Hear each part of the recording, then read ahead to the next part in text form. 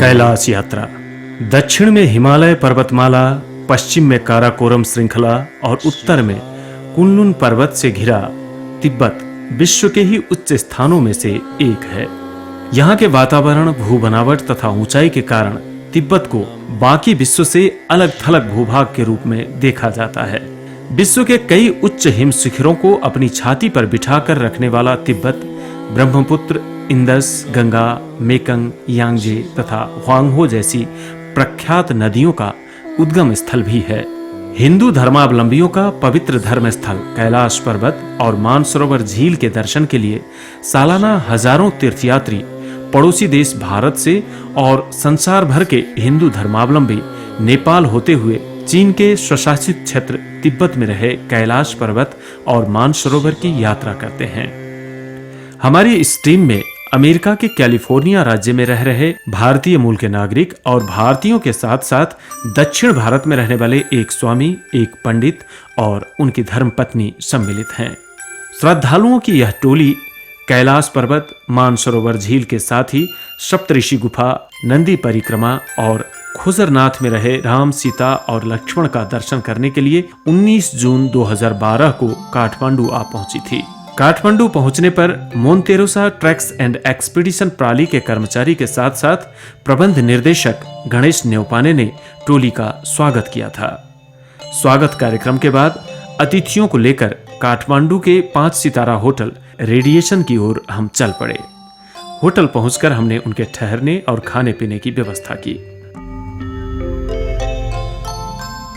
दूसरे दिन काठमांडू के उत्तर पूर्व में अवस्थित पशुपति क्षेत्र जाकर भगवान पशुपतिनाथ के मंदिर में भक्तों को दर्शन पूजन करवाया गया।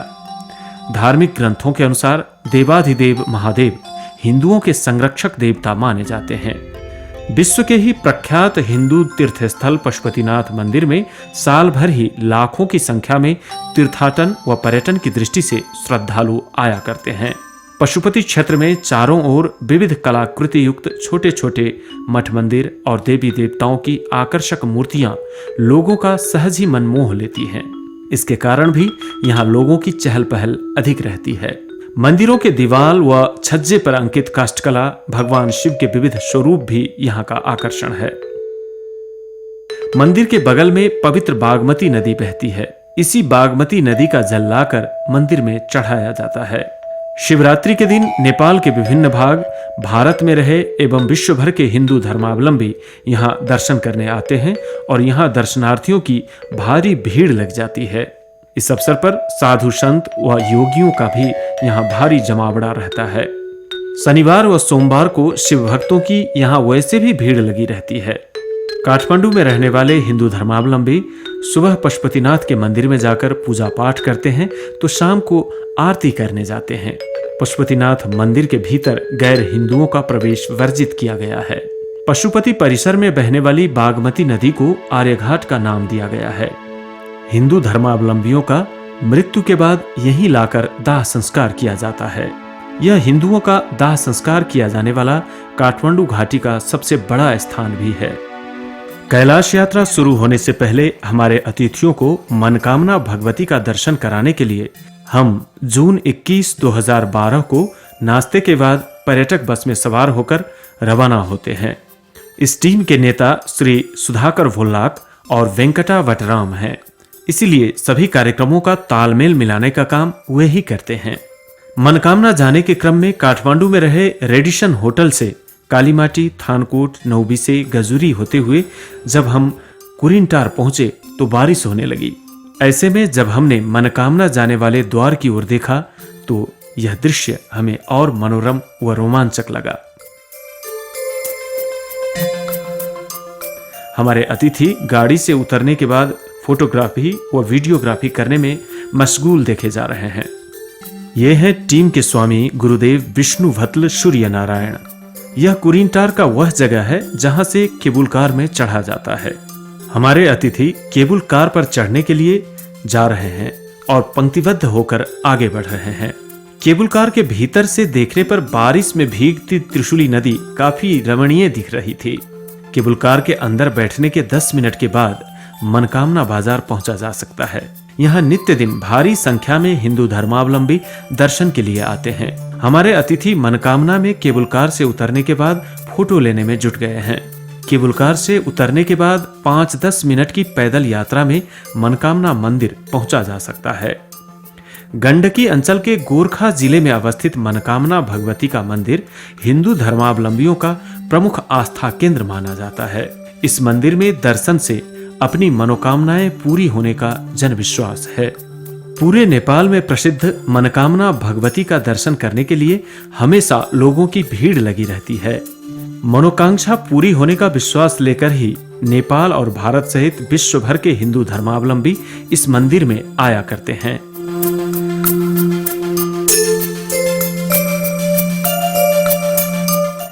इस मंदिर के भीतर फूल माला चढ़ाकर तथा बाहर धूप अगरबत्ती जलाकर भगवती से अपनी इच्छा पूर्ण करने की कामना की जाती है।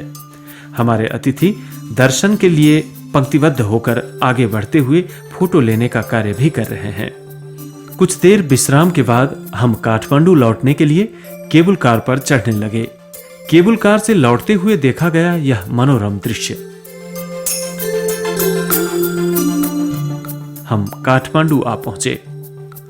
हम हिंदू धर्मावलंबियों के इस समूह को लेकर बूढ़ा नीलकंठ की ओर बढ़ रहे हैं। होटल से आधे घंटे की यात्रा के बाद ही बूढ़ा नीलकंठ पहुंचा जा सकता है। यहाँ भगवान विष्णु की मूर्ति झील के पानी में शयन मुद्रा में देखी जा सकती है।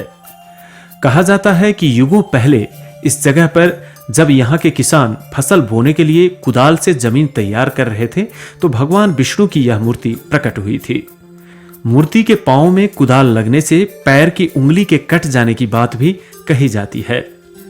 जानकारों का कहना है कि जहां भगवान की मूर्ति मिली थी वहीं जलाशय बनाकर शेष शैया पर मूर्ति को लिटा दिया गया और भक्तजन विष्णु के उसी रूप की पूजा करने लगे। बूढ़ा नीलकंठ के दर्शन के बाद हमारे अतिथि गुहेश्वरी के दर्शन के लिए प्रस्थान कर रहे हैं। 30 मिनट की यात्रा के बाद मंदिर के निकट पहुंचकर इस छोटे से पुल के जरिए बागमती नदी को पार करते हुए अतिथि गुहेश्वरी मंदिर की ओर बढ़ रहे हैं। यह है गुहेश्वरी मंदिर का मूल द्वार। कैलाश यात्रा पर निकलने से एक दिन पहले यात्रा के संबंध में हम विचार विमर्श करते हैं। रेडिशन होटल जहां तीर्थयात्री ठहरे हैं में सुबह के नाश्ते के बाद कैलाश यात्रा पर प्रस्थान करने की तैयारी हो रही है।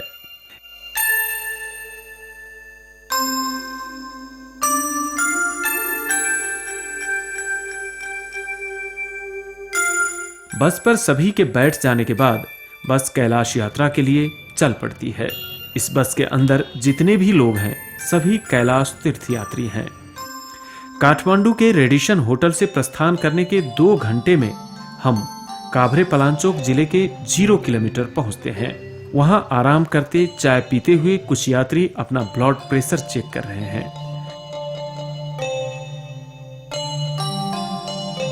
यहाँ कुछ देर आराम के बाद हमारा काफिला दोलाल घाट बाजार में पुल पार कर भोटे कोशी नदी के किनारे से होते हुए 12 बिसे बाजार एवं अन्य प्राकृतिक सुंदरता को आंखों में बसाते हुए हम तातोपानी बाजार जा पहुंचे। तातोपानी बाजार से मितेरी पुल की ओर बढ़ने के क्रम में आगे दिखने वाला इस झरने ने हमें ऐसा मंत्रमुग्ध किया कि सभी तीर्थयात्री फोटो खींचने एवं दृश्यावलोकन करने के कार्य में जुट गए। उस पार से नीचे गिरते झरने एवं नीचे बहती भोटे कोसी नदी की सुंदरता देखते ही बनती थी।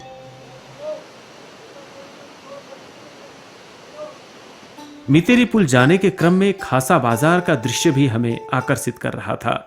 आगे बढ़ते हुए हम लीपिंग पहुंचे जहां पर बस पार्क है। काठमांडू से लाई गई बस चूंकि यहां से आगे नहीं जा सकती थी, इसलिए 10 मिनट पैदल चलकर हम नेपाली अध्यागमन कार्यालय के निकट पहुंचे और वहां कुछ देर होटल में हमने विश्राम किया। इसके बाद हम मितेरी पुल की ओर आगे बढ़ते हुए नेपाल की सीमा पार कर तिब्बत चीन के सुरक्षा कर्मियों को पासपोर्ट दिखाकर चीन के अध्यागमन कार्यालय के आगे पहुंचे। आवश्यक कागजात तिब्बत अध्यागमन कार्यालय में पेश किया और हम एक एक कर तिब्बत अध्यागमन में आगमन की मुहर लगवाकर तिब्बती क्षेत्र में जा पहुंचे। वहां हमारे गाइड मिंगमा से हमने हमारे तीर्थयात्रियों का परिचय करवाया। इसके बाद हम 5 मिनट पैदल चलकर उस जीप तक पहुंचे जिस पर चढ़कर हमें आगे की यात्रा तय करनी थी। एक जीप में 4 तीर्थयात्रियों के ही बैठ पाने की आरामदायी जगह होती है। इस हिसाब से हमारे सभी तीर्थयात्रियों को जीप में बिठाकर जब हम आगे बढ़ने लगे तो ऊपर जियांगमू बाजार का मनोरम दृश्य देखकर हमारा दिल झूम उठा। अगल बगल नयनाभिराम प्राकृतिक दृश्यों का अवलोकन करते हुए हम जियांगमू बाजार पहुंचे। जियांगमू बाजार को नेपाली में खासा बाजार नाम से जाना जाता है। इस बाजार में कुछ देर जीप रोककर बाजार की रौनक देखते हुए आगे बढ़ने के क्रम में दिखने वाला यह झरना, शांत वातावरण, जंगल की हरियाली को पार करते हुए हम कब जियांगमू से न्यालम शहर पहुंच गए पता ही नहीं चल पाया।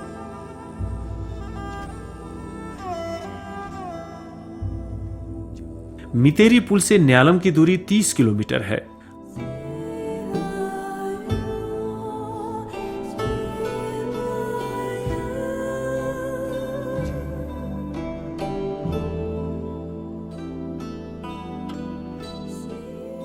न्यालम में जीप से उतरकर होटल की ओर चल पड़े। वहां अतिथियों को कमरे में विश्राम की सलाह देकर नेपाली बावर्ची किचन में जाकर चाय नाश्ता बनाने के काम में जुट जाता है। यह होटल न्यालम शहर का महंगा होटल है। साधारणतया सस्ते गेस्ट हाउस तीर्थयात्रियों के लिए प्रयोग किए जाते हैं। काठमांडू से एक ही दिन में तातोपानी, मितेरी पुल, जियांगमू होते हुए न्यालम पहुंचने के कारण यहाँ 2 रात गुजारनी होती है और हमने गुजारी भी। हमारे साथ जाने वाले कैलाश तीर्थयात्री चूंकि सभी शाकाहारी हैं, इसलिए हम यात्रा अवधि भर शाकाहारी खाने का ही प्रयोग करने वाले हैं। कैलाश यात्रियों के लिए भोजन बनाने वाला नेपाली बावर्ची समूह भोजन बनाने में निपुण है, जो यहाँ देखा जा सकता है।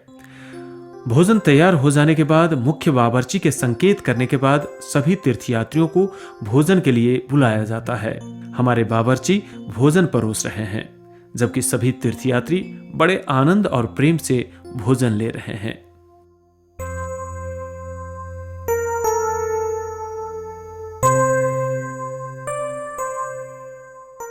दूसरे दिन सुबह के नाश्ते के बाद ऊंचाई से होने वाली समस्या से बचने के लिए न्यालम बाजार से ऊंचाई वाली जगह पर जाने व पहाड़ी का रमणीय दृश्यों का अवलोकन करने का काम किया जाता है। इस यात्रा में न्यालम होटल से ऊपरी इलाका में जाने में करीब 2 घंटे का समय लगता है और हमारा समूह होटल से निकलकर न्यालम बाजार की सड़क पर कुछ देर पैदल चलने के बाद पंक्तिबद्ध होकर मानी घुमाते हुए यहाँ से पहाड़ी पर चढ़ाई शुरू कर देता है। अक्सर यहाँ की पहाड़ी तक की यात्रा कर चुकने के बाद यह तय हो जाता है कि ऊंचाई से होने वाली समस्या आएगी या नहीं।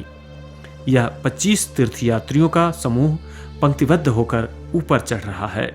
कोई नाचते हुए तो कोई घूमते हुए ऊपर की ओर बढ़ रहे हैं।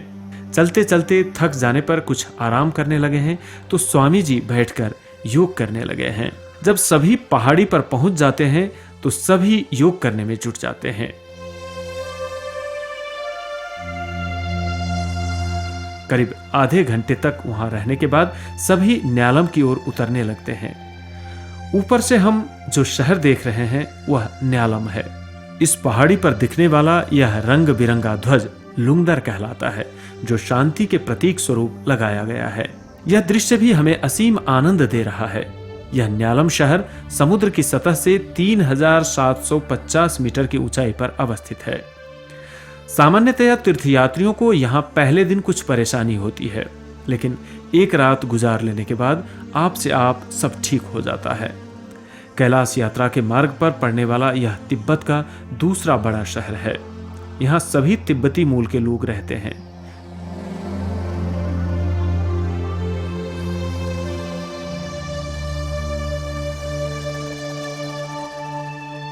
तीसरे दिन न्यालम से सागा जाने के क्रम में तीर्थयात्रियों को लेकर जब हमारी जीप आगे बढ़ी तो आधे घंटे की यात्रा के बाद हम मिलेरेप्पा गुम्बा पहुंचे। यहाँ विभिन्न रंग बिरंगी कढ़ाई वाली थांका पेंटिंग देखी जा सकती है। मिलेरेप्पा के बारे में हमारे तिब्बती गाइड तीर्थयात्रियों को जानकारी दे रहे हैं। मिलेरेप्पा गुम्बा के दृश्यावलोकन के बाद सांगा जाने के क्रम में 5050 मीटर की ऊंचाई पर यालुंगला पास आती है, जहां से शुभ्र हिमालय और उसके नीचे मरुभूमि जैसी सूखी पहाड़ी मनोरम दिखती है। यहाँ एक बड़ा सा द्वार भी है जो सभी के स्वागत में सदा खड़ा रहता है। इस गेट में लाल सफेद पीला ध्वज अर्थात लुंगदर सुसज्जित है। यहाँ से गौरी शंकर सीसा पांगमा भली भांति देखी जा सकती है। यालुंगला पास का कुछ देर दृश्यावलोकन करने के बाद हमारे आज के गंतव्य स्थान पर पहुंचने से पहले पीखुछु झील आती है। वहां पहुंचने से कुछ पहले ही जीप रोककर दोपहर का गर्मा गर्म भोजन परोस रहे हैं नेपाली टीम के गाइड राजू नेपा ने। सभी तीर्थयात्रियों को खाना खिलाने के बाद पीखुछु झील का मनोहर दृश्य देखते हुए हम वहां पहुंचे जहां पिच समाप्त हो जाती है और कच्ची सड़क पर धूल उड़ाते हुए आधे घंटे बाद हमारी जीप नमकीन झील अर्थात साल्ट लेक के पास पहुंचती है। आगे बढ़ते हुए जब हम सांगा बाजार पहुंचने लगे तो हिंदुओं के लिए पवित्र ब्रह्मपुत्र नदी दिखी, जो कैलाश पर्वत से पिघली बर्फ को समेटकर तिब्बत के विभिन्न क्षेत्रों से होते हुए भारत में जाकर पवित्र धार्मिक नदी गंगा में मिल जाती है। पीखुझू झील से सांगा बाजार तक धूल भरी कच्ची सड़क की लंबाई 50 किलोमीटर है। यह रमणीय सांगा बाजार है। बिजली और टेलीफोन की सुविधा से लैस यह ठहरने के लिए सुविधा युक्त शहर है। हम न्यालम से 6 घंटे की यात्रा के बाद यहाँ आ पहुंचे हैं, जहां आज हमारी यात्रा का पड़ाव है। अक्सर लोग सांगा होते हुए डोंगवा तक पहुंच जाते हैं क्योंकि अभी रास्ता अच्छा है।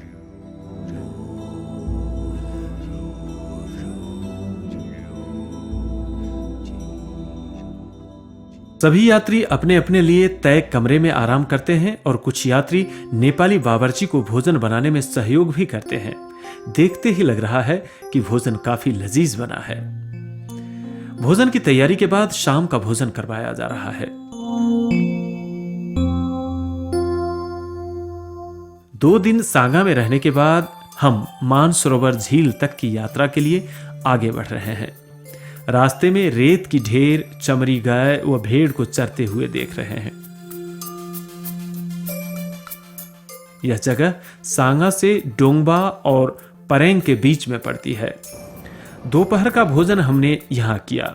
उसके बाद रमणीय दृश्य एवं मानव विहीन पहाड़ियों को देखते हुए हम होरचू जा पहुंचे।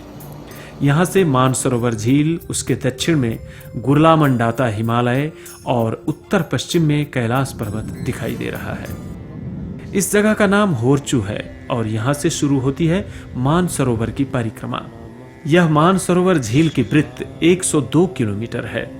इसकी पैदल परिक्रमा करने के लिए यहाँ के स्थानीय लोगों को 3 दिन व तीर्थयात्रियों या पर्यटकों को 5 से 7 दिन तक लगने की बात स्थानीय लोग बताते हैं।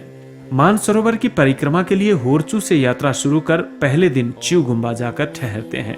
झील की परिक्रमा का बाकी अंश कैलाश पर्वत की परिक्रमा के बाद चिवगुम्बा आकर एक रात बिताकर काठमांडू लौटने के समय कैलाश परिक्रमा करते हुए होशू पहुंचा जा सकता है। होरचू से करीब 25 मिनट की जीप यात्रा के बाद मिलने वाली झील की फोटो और समूह में फोटो खिंचवाने के लिए पंक्तिबद्ध हो रहे हैं सभी।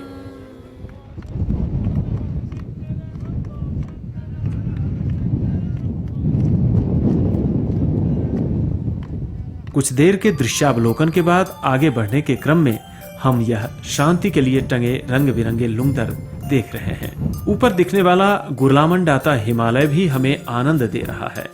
वाह, क्या खूबसूरत है यह झील। एक ओर से दूसरी ओर खुली आंखों से देखी भी नहीं जा सकती। झील के किनारे राजहंसों को तैरते हुए देखा जा सकता है।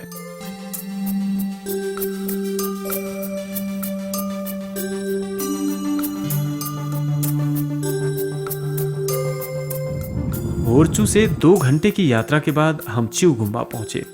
यहाँ ठहरने के लिए लॉज, अतिथि गृह आदि हैं।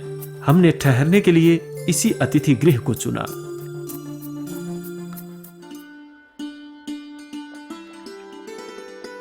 मानसरोवर झील के संदर्भ में हिंदू धर्म ग्रंथों में ऐसा वर्णन पाया जाता है।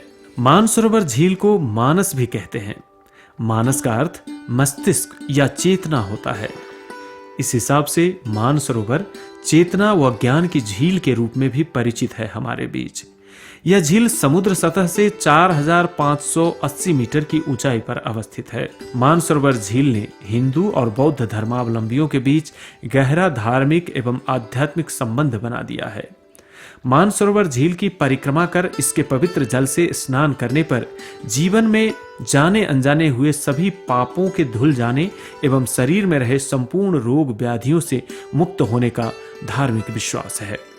साथ ही इस स्नान से सदा के लिए अपना यौवन और शक्ति कायम रखे जा सकने की भी मान्यता है। रामायण में हुए वर्णन के अनुसार कैलाश पर्वत की परिक्रमा करने व मानसरोवर झील में स्नान करने वाला व्यक्ति सीधे ब्रह्मलोक में पहुंच जाता है, तो मानसरोवर का पानी पीने वाला व्यक्ति शिवलोक पहचान सकता है। मानसरोवर झील से करीब 58 किलोमीटर दूर उत्तर में कैलाश पर्वत अवस्थित है। पानी के विशाल भंडार मानसरोवर के पूर्व से ब्रह्मपुत्र नदी निकलती है। बहुत से धर्मावलंबी इस झील में स्नान करने से स्वर्ग प्राप्त होने का विश्वास रखते हैं। कईयों की ऐसी मान्यता भी है कि इस पवित्र झील के जल का केवल स्पर्श करने से भी मोक्ष प्राप्ति होती है। इस मान्यता के साथ जीवन में कम से कम एक बार कैलाश पर्वत और मानसरोवर का दर्शन करना वांछनीय माना जाता है। इस झील से जुड़े किंवदंतियों के अनुसार भगवान शिव और पार्वती प्रत्येक रात 2 से 4 बजे तक इस झील में स्नान करते हैं और इस स्थान पर रहने वाले सभी धर्मावलंबी शिव पार्वती का पूर्णिमा की रात को प्रत्यक्ष दर्शन कर सकते हैं। विस्तृत भूभाग को समेटकर बैठी मानसरोवर झील यहाँ दिखती है, जो हिंदुओं के लिए अत्यंत पवित्र स्थल है। हिंदू मान्यता के अनुसार जीवन में एक बार यहाँ पहुंचना ही चाहिए।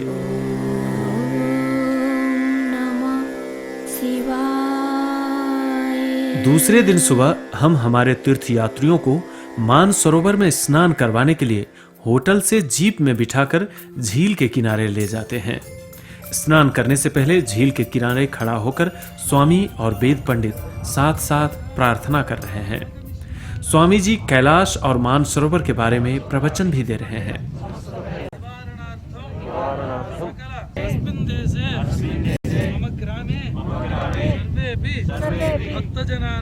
मानसरोवर झील में स्नान करने से पहले की जाने वाली प्रार्थना हो रही है यहाँ।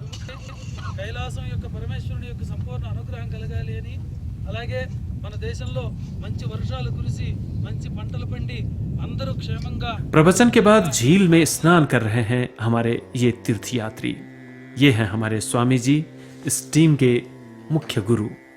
कोई झील में डुबकी लगा रहे हैं, कोई पैसे चढ़ा रहे हैं। स्वामी जी रुद्राक्ष की माला को पानी में डुबोकर बाहर निकाल रहे हैं और उसके बाद फिर स्वामी जी भगवान की मूर्ति को मानसरोवर में स्नान करवाकर प्रार्थना कर रहे हैं। प्रार्थना करते समय कैलाश पर्वत और मानसरोवर का एक साथ दर्शन होने का दृश्य दिख रहा है यहाँ।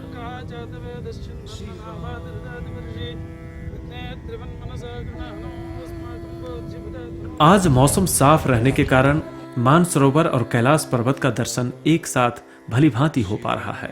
मानसरोवर में स्नान करने के बाद सभी यात्री जीप में बैठकर होटल आए। उसके बाद पूजा के लिए तैयारी हो रही है। वेद पंडित वे यात्री जिनके माता पिता नहीं हैं कि पितृ के नाम पर मंत्रोच्चार करते हुए आचमन करवा रहे हैं, जबकि अन्य तीर्थयात्री एक बड़े से सामियाने के अंदर पूजा पाठ की तैयारी कर रहे हैं। श्रद्धालु भक्तजन तैयार होकर शामियाने के अंदर बैठे हैं। हम जिस होटल में ठहरे हैं उसके आगे ही यह शामियाना लगवाया गया है।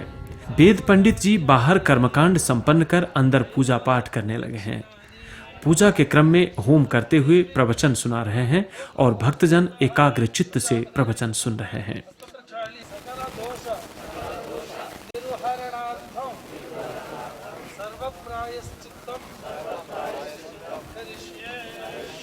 फिर स्वामी जी और वेद पंडित एक साथ प्रवचन देने लगते हैं।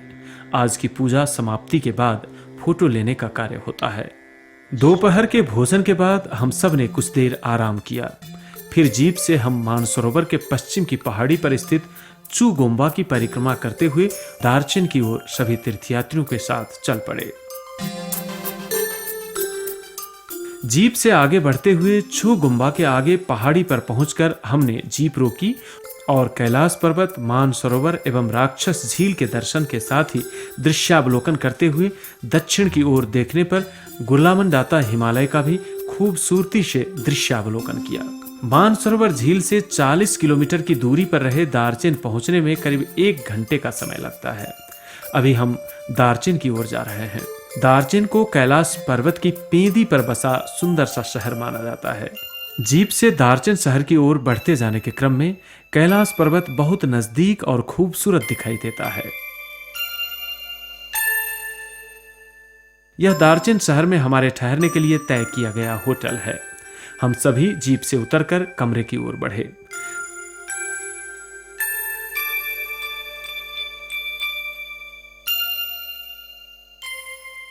दूसरे दिन हम 25 तीर्थयात्री और 9 नेपाली सहयोगियों में से 9 तीर्थयात्री और 4 नेपाली सप्तऋषि गुफा तथा नंदी परिक्रमा के लिए सुबह 5 बजे जीप द्वारा सेरलिंग गोम्बा की ओर बढ़े। करीब 1 घंटे की जीप यात्रा के बाद हम सेरलुंग गोम्बा पहुंचे। यह यात्रा दार्जिन से ही अगर शुरू किया जाए तो 2 से 3 दिन तक लग सकता है, लेकिन दार्जिन से सेरलुंग गोम्बा तक जीप में जाने पर 10 या 12 घंटे में ही आसानी से सप्तऋषि गुफा का दर्शन और नंदी परिक्रमा की यात्रा पूरी की जा सकती है। यह समूह भी एक ही दिन में सप्तऋषि गुफा दर्शन एवं नंदी परिक्रमा कर लौट आया। अब यहां से शुरू हुई हमारी पैदल यात्रा।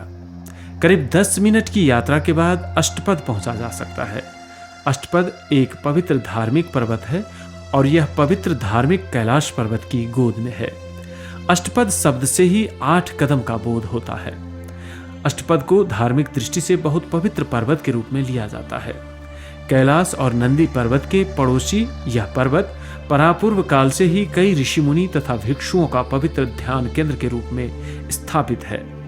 जैन धर्म के प्रख्यात मुनि ऋषभदेव ने भी इसी पर्वत की गुफा में ध्यान किया था। अष्टपद होते हुए कैलाश पर्वत और नंदी पर्वत का दर्शन करते हुए आगे बढ़ने के सिलसिले में करीब 4 घंटे की चढ़ाई के बाद हम उस स्थान पर पहुंचे जहां से आत्मालिंग देखा जा सकता है। रास्ते में गणेश न्यौपाने और स्वामी जी कैलाश पर्वत और आत्मालिंग का दर्शन करते हुए आनंद विभोर होकर अंकमाल करते हैं। आत्मालिंग से निकली शैलेदा नदी के पानी से मुंह धोकर ये सभी आगे बढ़ रहे हैं।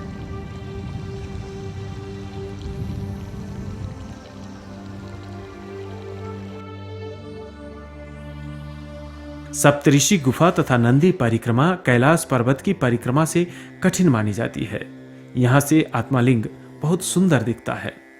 हिंदू धर्म ग्रंथों में सुंदर एवं बर्फ से ढके इस पवित्र कैलाश पर्वत के बारे में काफी कुछ कहा गया है। धर्म ग्रंथों के अनुसार भगवान शिव